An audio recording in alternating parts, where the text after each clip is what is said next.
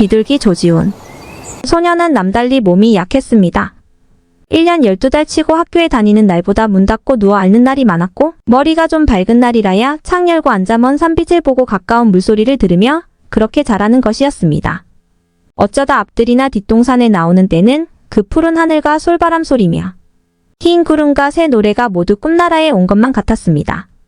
대추나무가 반짝이는 잎새를 딸 무렵에서 꽃이 피고 파란 열매가 붉게 익어가는 서리가을까지는 풀각시 잘 만드는 순이와 놀지만 낙엽이 창살을 휘몰아치고 눈이 내려 쌓이는 겨울 한철은 노상 머리를 짚어주시는 어머니 무릎을 빼고 잠이 드는 것이었습니다. 어느 무르익어가는 봄날이었습니다. 소녀는 나물 캐러 가는 순이를 따라 난생 처음으로 깊은 산속에 왔습니다. 작고 고요해지기만 하는 골짜기로 이따금 들리는 나무 찍는 소리를 들으며 소녀는 순이를 따라갑니다. 풀숲에서 놀라 날아가는 장기의 찬란한 깃털이 햇살에 눈부시게 펼쳐지는 것을 보고 나뭇가지에 앉아 우는 오만 산새 소리, 그 중에도 비둘기의 구슬픈 듯하면서 정답고 부드러운 울음을 듣고 소녀는 무섭기만 하던 세상이 이상하게도 아름답게 보여져서 가없는 하늘을 날 수 있는 새 한 마리와 함께 산다면 이제라도 정성스런 어머니와 못 보면 그리운 순이가 없어도 기쁘게 살 수가 있을 것만 같았습니다.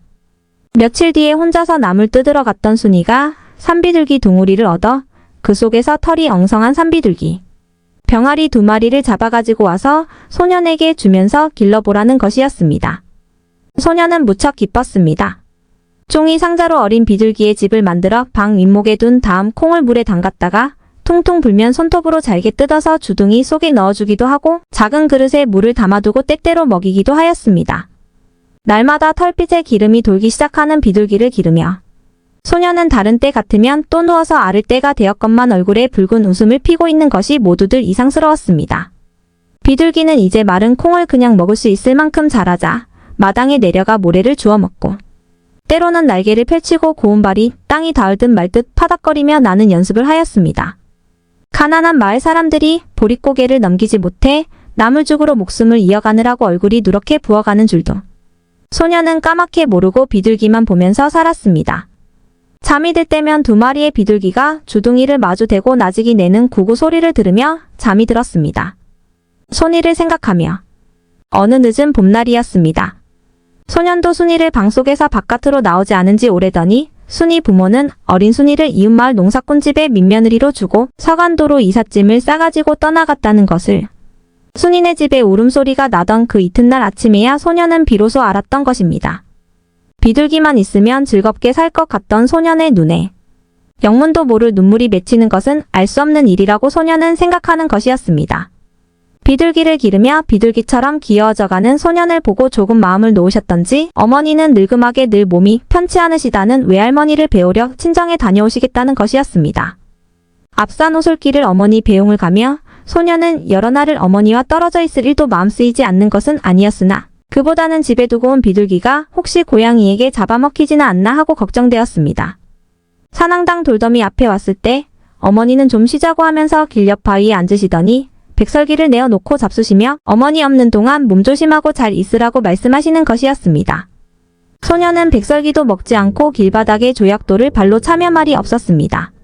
자꾸 돌아보시면서 멀어가는 어머니를 멍하니 한참 서서 바라보던 소녀는 어머니 잘 갔다 오세요. 소리를 입안으로 삼키며 불현듯 집으로 다름질 쳐오는 것이었습니다. 눈에는 역시 가득히 눈물이 고여 있었습니다. 집으로 달려온 소년이 헐떡거리며 방문을 열자마자 2마리 비둘기는 반가워하고 푸드득 날아와 소년의 어깨에 손등에 내려앉았습니다. 소년은 넛을 잃고 비둘기 등을 쓰다듬고 있었습니다. 그때였습니다. 웬일입니까? 손등에 앉았던 비둘기가 땅에 뚝 하고 떨어지더니 푸덕푸덕 날개를 떨며 목을 비틀고 하더니 그만 목을 날개 밑에 쳐박고는 뻣뻣해지지 않겠습니까? 소년이 급히 비둘기를 안았을 때 비둘기는 벌써 눈꺼풀을 차갑고 싸늘하게 식어가고 있었습니다. 소년은 부엌으로 뛰어가서 물을 퍼가지고 와서는 죽은 비둘기의 입을 적시었으나 소용이 없었습니다. 다만 남은 비둘기가 그 많은 물을 쉬지 않고 다 먹는 것이었습니다. 그저 눈물을 쏟으며 죽은 비둘기 옆에 쓰러져 우는 소년을 이웃집 할머니와 아이들은 도리어 놀려주는 것이었습니다. 소년이 겨우 눈물을 거두고 났을 때는 저녁놀이 붉게 물들 무렵이었습니다. 운동화를 넣었던 마분지통에다 보드라운 종이로 비둘기를 싸서 넣은 다음 호미를 들고 뒷동산 대추나무 밑으로 갔습니다. 땅을 파는 호미 끝에 눈물이 자꾸 떨어졌습니다. 그리하여 소년이 비둘기를 그 나무 아래에 묻고 돌아온 밤 자지 못하고 호롱불 아래 누워있으면 어디선가 비둘기가 걸어오는 발작 소리가 들렸습니다. 죽은 비둘기가 창밖에 와서 구구구 우는 듯만 싶었습니다. 그러나 그 발작 소리는 죽은 비둘기의 발작 소리가 아니라 방 위옷장 속에 넣어둔 산비둘기였습니다. 목을 길게 느리고 방 내 수석을 기웃거리며 자박자박 걸어 다니는 것을 조심스레 잡아 장 속에 넣어두고 한참 있으면 또 나와서는 그렇게 찾아다니는 것이었습니다. 밤새도록 비둘기도 소년도 잠을 자지 못했습니다. 날이 새고 아침 햇살이 눈부신 툇마루에 비둘기를 손에 안치고 쓰다듬으며 콩을 한 개, 두 개 주고 있었습니다. 콩을 다 먹은 비둘기는 마당에 내려가 모래를 먹고 이내 소년의 손으로 돌아왔습니다. 고개를 요리조리 갸웃거리다가 포르르 날아서 뜨라. 대추나무 가지에 앉아 하늘을 보더니 다시 소년에게로 돌아왔습니다. 두 번째 다시 날개를 치며 소년의 손을 떠난 비둘기는 이번에는 멀리 소년이 바라보는 남쪽 하늘로 산을 넘어가더니 영영 돌아오지 않았습니다. 소년은 그 비둘기가 죽은 비둘기를 찾아간 것만 같고 또 언제나 두 마리가 함께 소년을 다시 찾아올 것만 같아 잘 때도 비둘기장을 툇마루에 내놓고 아침이면 나와서 비둘기장을 들여다보는 것이었습니다.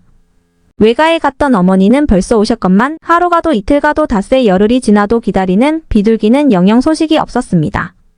오래 알지 않았던 소년은 또 시름시름 앓기를 시작하였습니다. 뒷동산 대추나무 및 비둘기 부덤 위에는 벌써 민들레나 오랑캐꽃 같은 풀꽃이 피기 시작했습니다. 마을 사람들이 기다리던 보릿가을은 누렇게 무르익어 왔는데 아침 저녁 생가에 물길러 나오던 각시순이는 서간도로 떠난 뒤 소식 없는 어머니를 부르며 애처롭게 죽어갔습니다. 나물 캐러 다니던 들녘 공동묘지의 비둘기.